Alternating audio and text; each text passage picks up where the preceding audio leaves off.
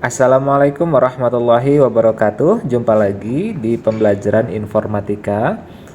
Hari ini kita masih akan membahas tentang Microsoft Excel. Jadi seperti biasa, kita buka dulu aplikasinya yang ada di Office. Nah, kalian bisa ngebuka file yang sebelumnya sudah kalian buat, ya. Saya di sini membuka file yang sudah dibuat sebelumnya, judulnya adalah pembelajaran informatika. Maka saya buka. Nah, ini adalah materi terakhir yang kemarin kita bahas, yaitu contoh penggunaan rumus dengan angka tetap dan penggunaan rumus dengan referensi sel. Dan juga rumus perbandingan atau membandingkan. Nah, untuk hari ini saya akan lebih perjelas lagi apa sih itu rumus, gitu ya. Apa sih itu rumus? Maka tapi kita bukanya di sheet yang baru. Jadi, Excel itu ibarat kata ini adalah satu file, ini adalah satu buku. Nah, sebagaimana buku pasti ada lembar-lembarannya dong, ya kan? Nah, ini ada lembaran ke-1. Kita bisa membuka lembaran kedua yang masih kosong dengan cara tekan tombol atau tap tombol plus yang ada di sudut kanan bawah. Nah, seperti halnya buku, ini lembar pertama, ini lembar kedua. Lembar pertama, ini lembar kedua. Ada bisa lembar ketiga dan lembar keempat dan seterusnya ya. Ini bisa sampai ratusan lembar. Ibarat kata satu file ini adalah satu buku. Baik, kita buka di lembar kedua aja. Yang kita bahas adalah tentang rumus. Apa sih itu rumus? Ya. Rumus adalah persamaan matematika untuk menghitung nilai tertentu. Persamaan matematika itu kayak gimana contohnya? Misal tanda plus, tanda minus, itu adalah persamaan matematika. Plus fungsinya untuk apa? Untuk menjumlahkan. Sedangkan tanda minus untuk mengurang, atau tanda garis miring untuk membagi, dan tanda bintang untuk melakukan perkalian. Itu disebut dengan rumus. Contoh penulisan rumus seperti yang kemarin sudah kalian praktekkan. Nah, untuk menulis rumus dalam Microsoft Excel ada syaratnya. Yang pertama, harus menggunakan tanda sama dengan terlebih dahulu di awal. Jadi, tanda sama dengan itu harus dipakai ya.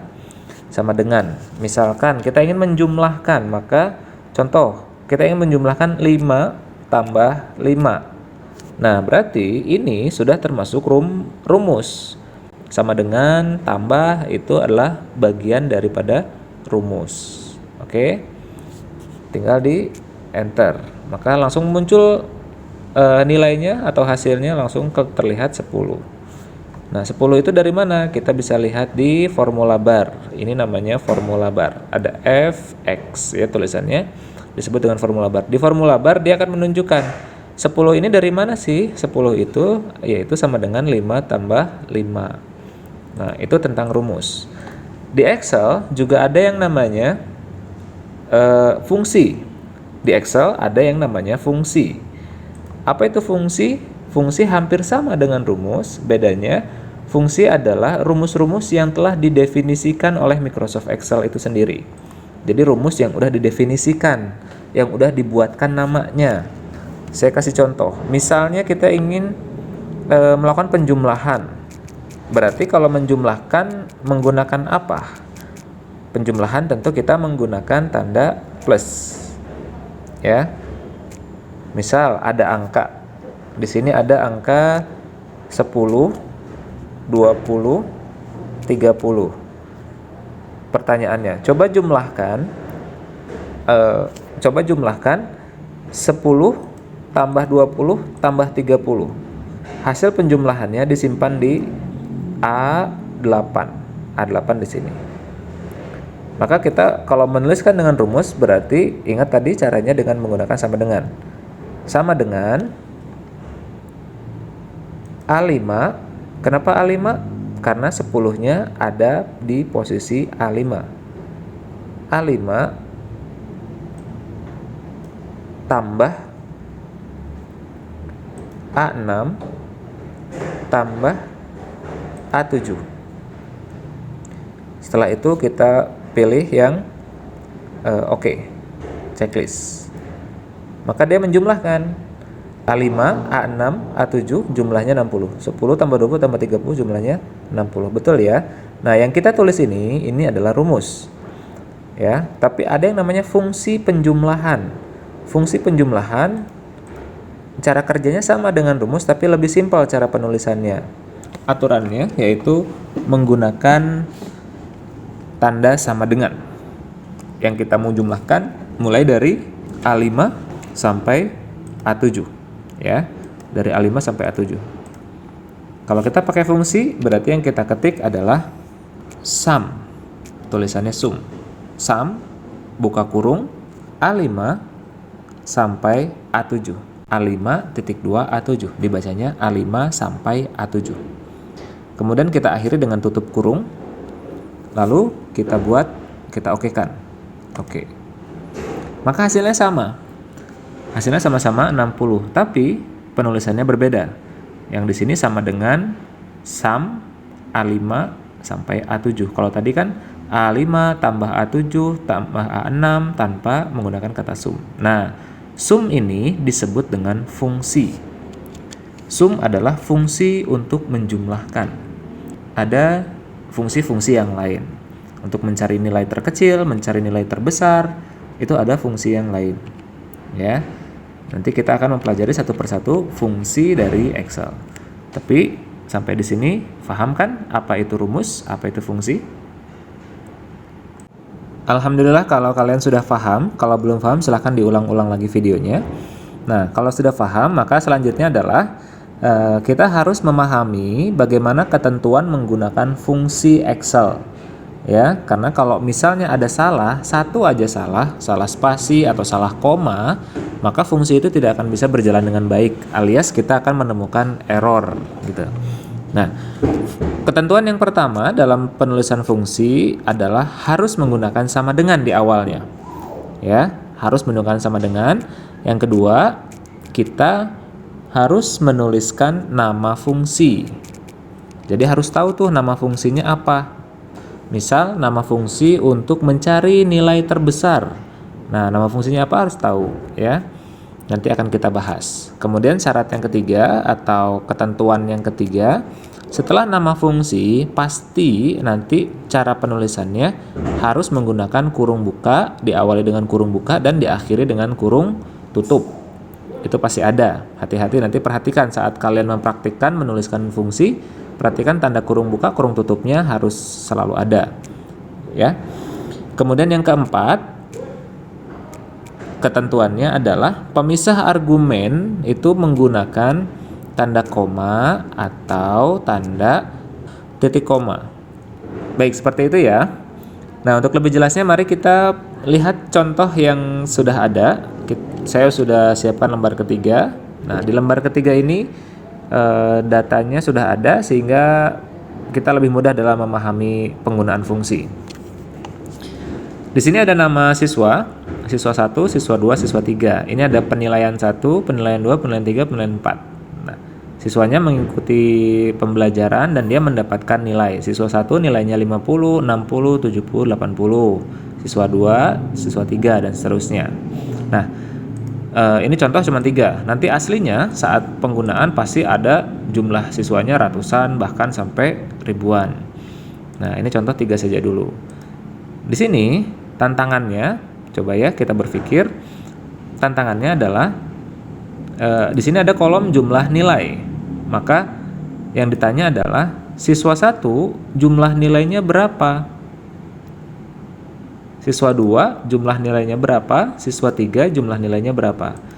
Penghitungannya kalau sedikit sih gampang. Kita tinggal nambahin 5 tambah 6 tambah 7 tambah 8. Tapi bayangkan kalau penilaiannya ini banyak sampai ratusan, maka kalau kita nambahin satu persatu itu akan sangat merepotkan. Makanya supaya mudah kita menggunakan Excel.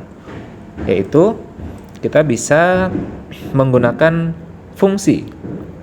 Ingat bahwa fungsi penjumlahan, karena dia minta adalah jumlah, maka fungsi penjumlahan adalah sum atau tulisannya SUM, sum.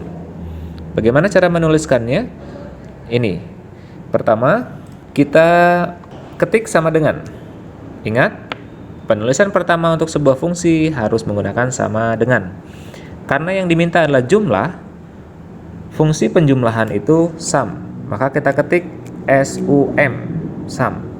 Kemudian ingat tadi syarat yang berikutnya harus diawali dengan kurung buka dan kurung tutup. Kurung bukanya kita tulis. Nah, Mana yang ingin kita jumlahkan? Kita sudah nulis sum nih, sum. Ya, mana yang ingin kita jumlahkan? Yang ingin kita jumlahkan adalah 50, 60, 70, 80. Lihat, 50 ada di sel berapa? Sel itu pertemuan antara kolom dan baris, ya. Lihat. Ini ada di B, di kolom B, di baris kedua. Jadi, yang kita jumlahkan mulai dari B2 sampai E2. B2 titik 2 E2. Titik 2 ini dibaca sampai, ya. Nah, berarti ini yang akan kita hitung. Ya, Excel akan menghitung 50 tambah 60 tambah 70 tambah 80. Kalau sudah, diakhiri dengan kurung tutup. Gitu ya. Nah, cara membaca rumus ini adalah sama dengan jumlahkan angka yang ada di B2 itu berarti yang 50 sampai E2. E2 itu yang ini berarti 80.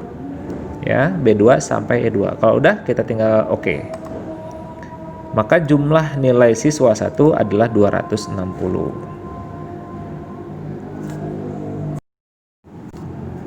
Langkah selanjutnya sama seperti yang siswa 1, maka siswa 2 juga kita melakukan hal yang sama, yaitu kita masukkan fungsinya, fungsi penjumlahan.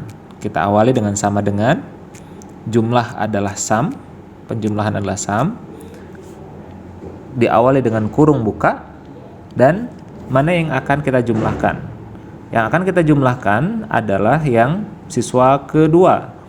Nilai siswa kedua ada pada posisi B3. Ada di B3 sampai di E3.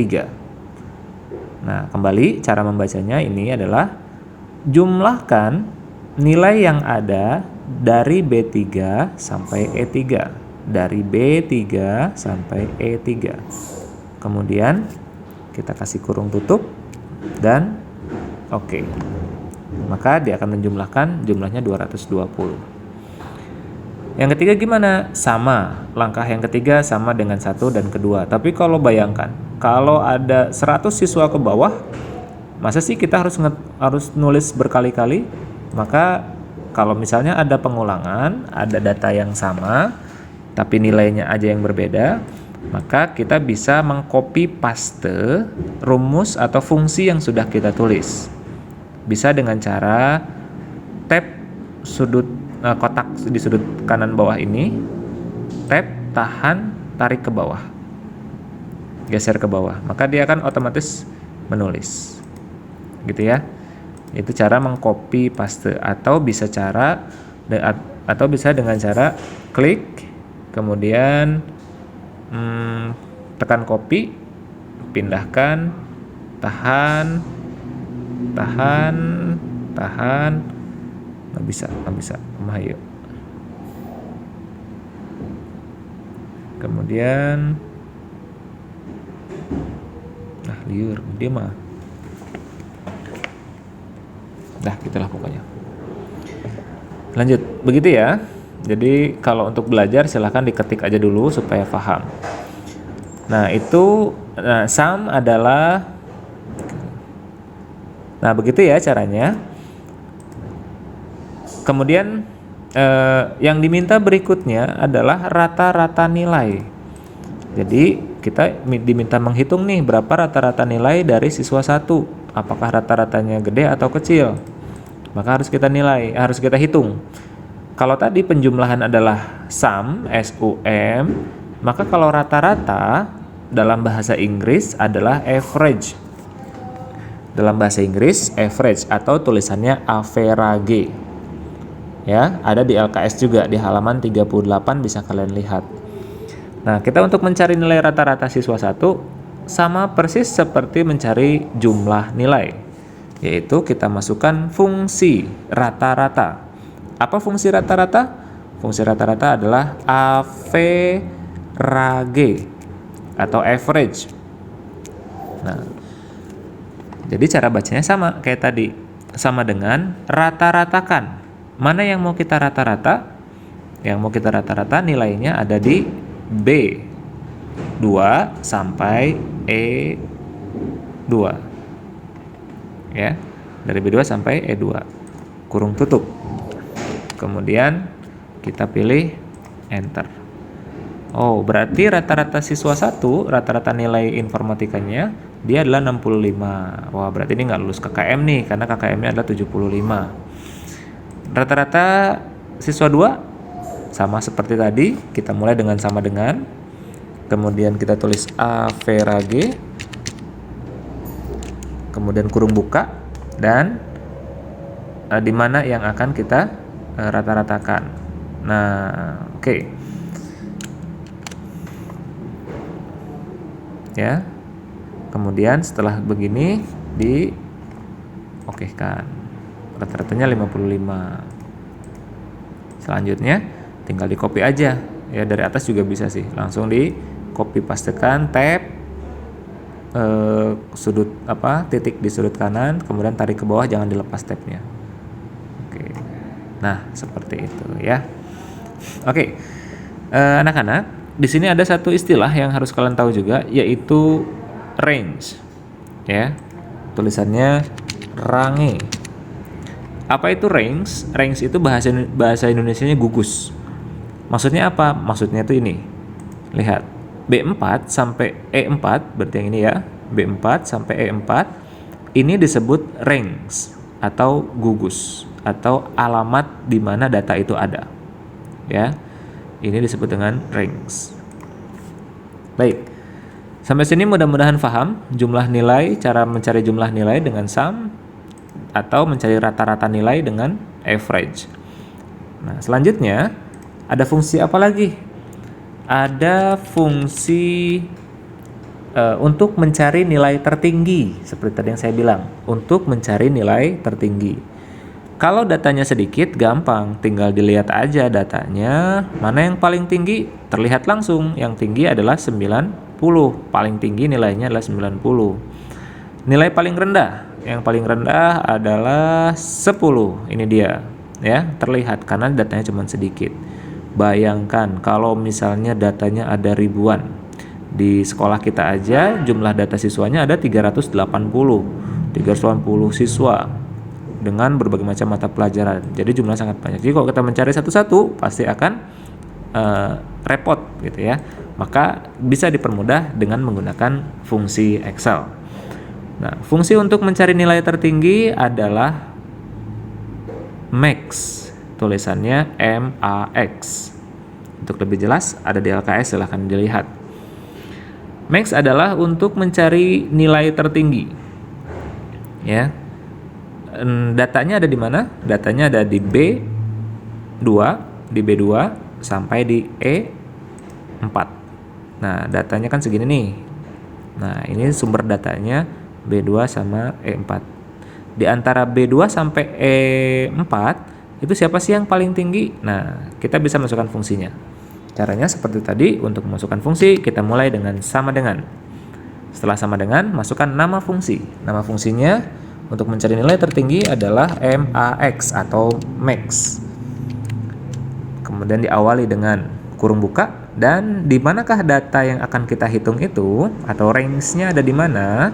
Range-nya ada di B2 sampai E4. B2 sampai E4. Nah, di antara kotak ini berapa yang paling tinggi? Sistem atau Excel akan mencarinya secara otomatis.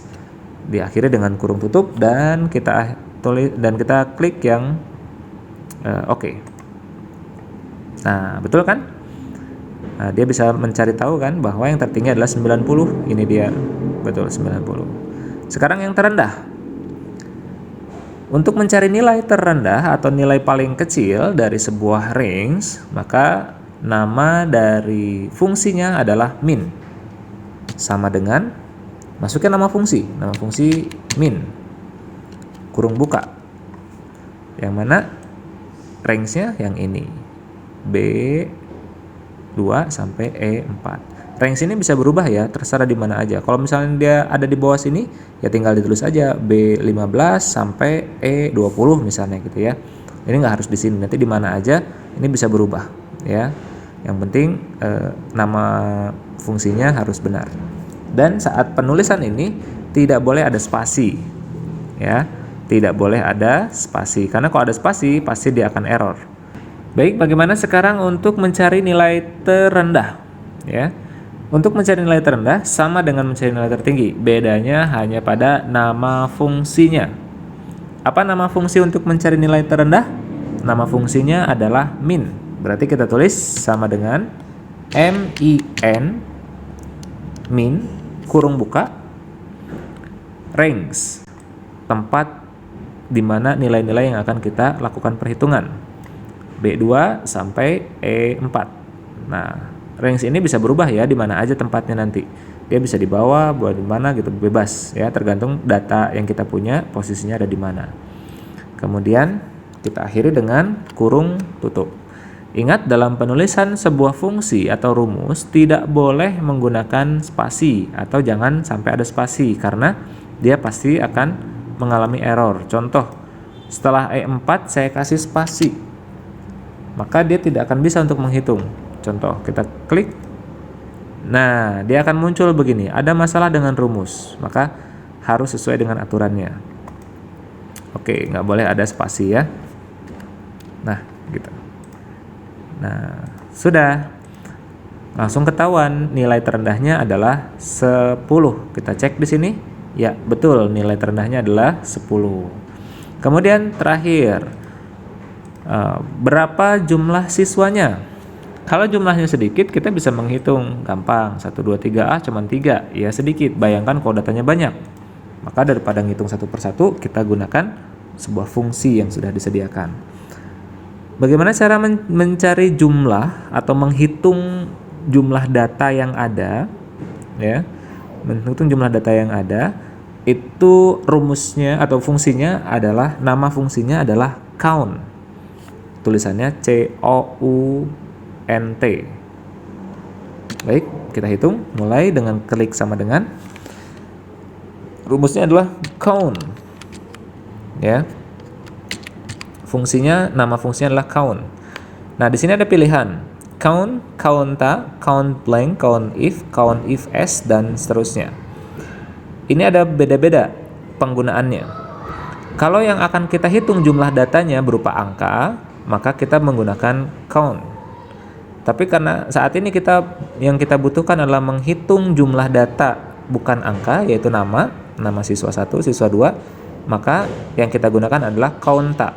Counta itu untuk menghitung jumlah data berdasarkan teks, bukan angka. Berdasarkan huruf, bukan angka. Maka kita pilih yang counta. Nah, kemudian setelah nama fungsi, maka dilanjut dengan kurung buka. Setelah kurung buka, kita masukkan range-nya. Mana yang akan kita hitung? Yang akan kita hitung adalah jumlah siswa. Berarti kita mulai dari siswa yang pertama sampai siswa yang ketiga. Berarti mulainya dari A2 sampai A4 karena kita akan menghitung jumlah siswanya. Setelah itu kita pakai tanda kurung. Kalau masih ada yang value 2 ini itu dihapus aja. Oke, tutup dengan tanda kurung. Setelah itu kita oke.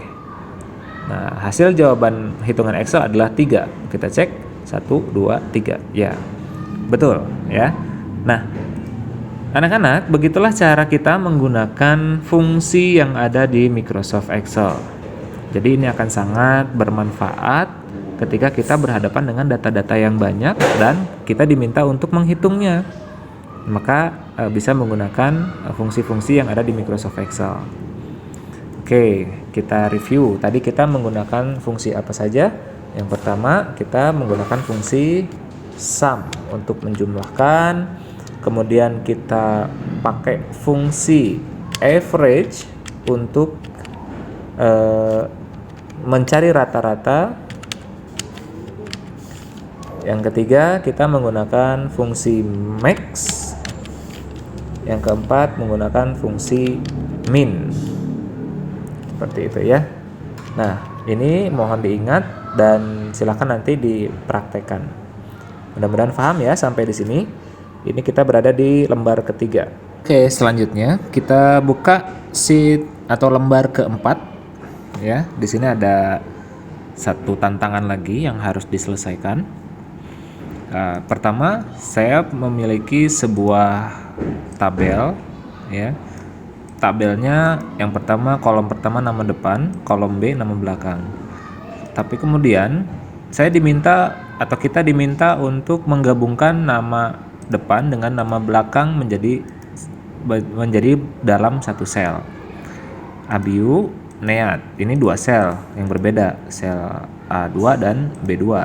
Nah, di sini kita gabungkan. Pakai apakah itu? Kalau kalian melihat LKS, maka caranya ada di LKS di halaman 36, yaitu rumus penggabungan. Ya, kalian bisa lihat di sana untuk penjelasannya. Tapi kemudian akan saya contohkan di sini ya.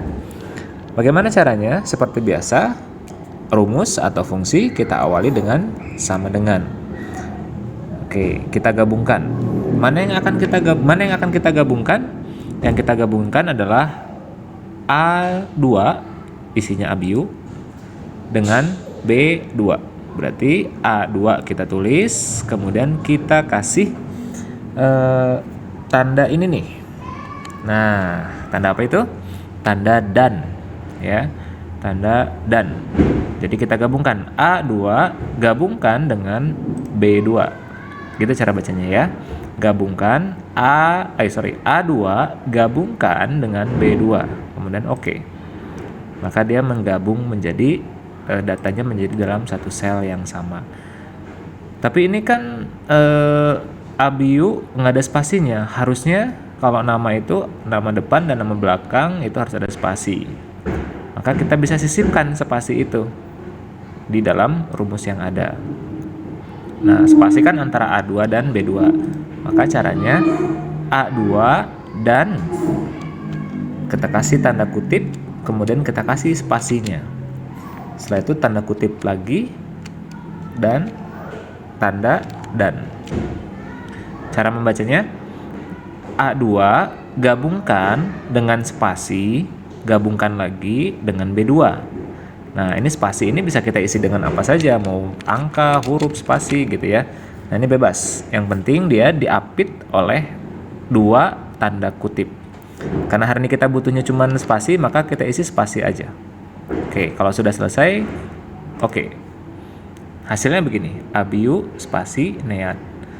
Ini yang terlihat, ya. Yang rumus di balik tulisan ini adalah ini yang di atas, yang ada pada formula bar atau kolom untuk menampilkan formula atau fungsi atau rumus. Sekali lagi cara bacanya A2 berarti yang ini gabungkan dengan spasi karena kita akan menambahkan spasinya, gabungkan lagi dengan B2 yang ini. Gitu ya. Kemudian untuk baris ketiga gabungkan juga. Cara menulisnya juga sama dengan A3 gabungkan dengan spasi. Ingat, untuk memasukkan spasi harus ditutup diikuti dengan dua tanda kutip. Kemudian dan lagi, kemudian B2. Bisa nggak kalau ini jadi B4? Bisa saja, tapi namanya jadi Rifki Putra. Coba ya. Kita buat jadi B4. Apakah bisa? B4. Enter. Bisa. Tapi hasilnya jadi salah karena yang kita minta adalah yang sebaris. Ini jadi Rifki Putra ya, berarti salah. Harus B3 ya, B3. Oke. Nah, kalau misalnya datanya banyak akan menyulitkan kalau kita ketik satu persatu, maka kita gunakan copy paste rumus. Caranya, oke, selanjutnya silakan lakukan langkah-langkah yang sama sehingga hasilnya seperti ini. Oke, itu saja dulu materinya tentang Microsoft Excel. Masih ada banyak banget materi yang lainnya, tapi mudah-mudahan kalian bisa pahami beberapa materi pokok yang dasar untuk menggunakan Microsoft Excel. Kalau kalian pengen tahu nama-nama fungsinya apa aja, nama rumusnya apa aja, bisa kalian klik di sini ya. Tadinya kan begini nih. Nah, tadi ke bawah. Nah, tab, kemudian pilih yang beranda. Nah, kalian lihat ada yang namanya rumus. Klik rumus. Nah, di sini dimunculkan untuk penggunaan rumus. Rumus logika apa? Oh ya nih, rumus logika ada and, false, if, error, else, not, or, switch, dan seterusnya ya. Oke, ada rumus tentang teks, ada but text, char, clean, dan seterusnya. Ada banyak banget ya, ada banyak banget rumus matematika, trigonometri, statistik, dan seterusnya. Cuman untuk dasarnya yang tadi aja saya jelasin, mudah-mudahan bisa dimengerti. Dan sebenarnya lebih mudah digunakan atau menggunakan Excel itu di laptop ya, bukan di handphone. Jadi mudah-mudahan saja pandemi ini segera berakhir sehingga kita bisa ketemu di lab komputer masing-masing, bisa menggunakan laptop, jadi bisa lebih mudah cara memahami dan cara menggunakannya. Terima kasih ya. Itu saja dari saya. Sampai ketemu di materi berikutnya. Assalamualaikum warahmatullahi wabarakatuh.